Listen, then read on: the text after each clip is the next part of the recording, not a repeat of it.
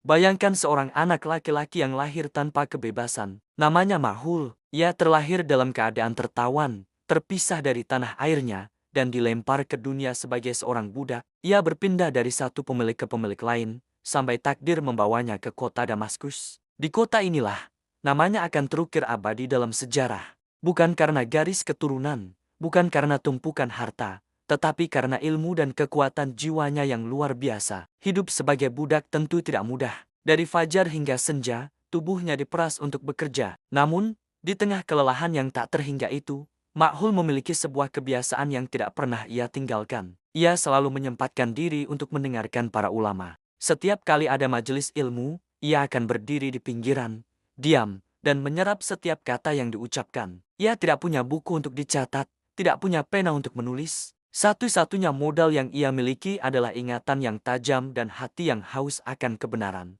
Dengan modal itu, ia mulai menghafal. Bukan hanya satu atau dua hadits, tetapi ratusan. Bukan sekadar menghafal lafaznya, tetapi juga merenungkan maknanya. Sang tuan mulai merasa heran. Budak yang satu ini sungguh berbeda. Ia tidak banyak bicara, tidak pernah membantah, tetapi pikirannya selalu hidup dan tajam. Melihat kesungguhan dan akhlak mulianya yang luar biasa, hati sang tuan pun luluh.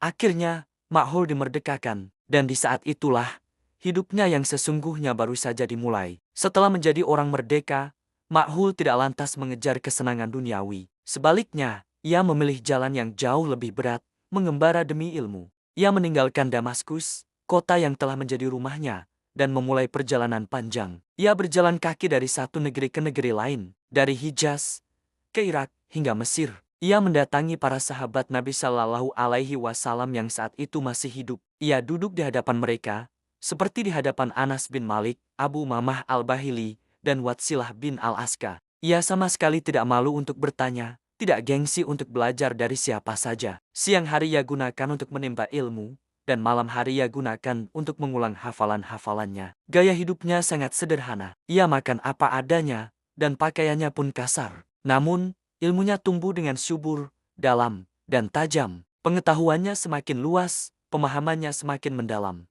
Ma'hul dikenal sebagai pribadi yang sangat berhati-hati dalam menyampaikan hadits. Jika ia ragu meskipun hanya satu kata saja, ia lebih memilih untuk diam. Baginya, salah bicara tentang agama adalah sebuah bencana besar. Ia sering berkata, diam karena takut salah lebih aku cintai daripada berbicara tanpa ilmu.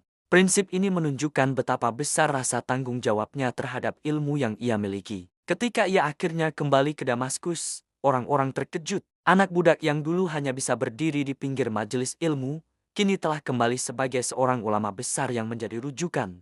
Masjid Agung Umayyah, yang dulu hanya bisa ia pandangi dari jauh, kini dipenuhi oleh para penuntut ilmu yang datang dari berbagai penjuru, hanya untuk duduk dan belajar darinya. Cara bicaranya tenang, jelas, dan tanpa hiasan kata-kata yang berlebihan. Ilmunya terasa begitu hidup, karena lahir dari rahim penderitaan, kesabaran, dan kejujuran. Namun, kehebatan Ma'hul tidak berhenti sebagai seorang ahli hadits. Ia juga diakui sebagai seorang faqih besar, seorang ahli fikih terkemuka di wilayah Syam. Pendapat-pendapatnya selalu diperhitungkan, bahkan para khalifah dan pejabat negara sering datang untuk meminta nasihat darinya. Tetapi, Ma'hul tidak pernah silau dengan kekuasaan. Ia menjaga jarak, tidak pernah berusaha mendekati para penguasa untuk kepentingan pribadi. Jika diminta pendapat, ia akan menyampaikan kebenaran dengan tegas, meskipun terasa pahit bagi yang mendengarnya. Ia tidak takut pada siapapun selain Allah. Di sisi lain, ia sangat keras pada dirinya sendiri. Salat malamnya begitu panjang, tangisnya sering terdengar saat ia bermunajat kepada Tuhannya. Ia sangat takut jika ilmu yang ia miliki tidak ia amalkan, atau menjadi sia-sia di hadapan Allah. Baginya, ilmu adalah amanah yang harus dijaga dengan amal saleh.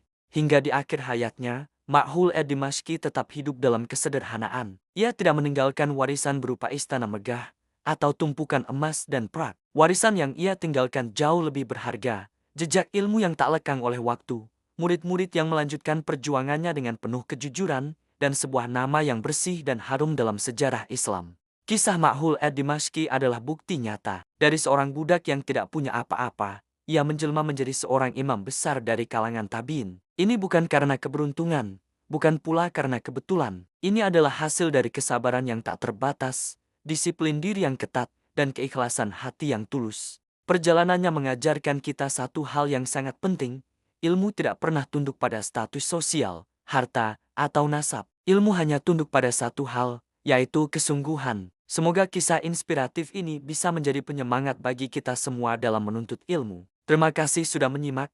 Jangan lupa untuk subscribe agar tidak ketinggalan kisah-kisah penuh hikmah lainnya.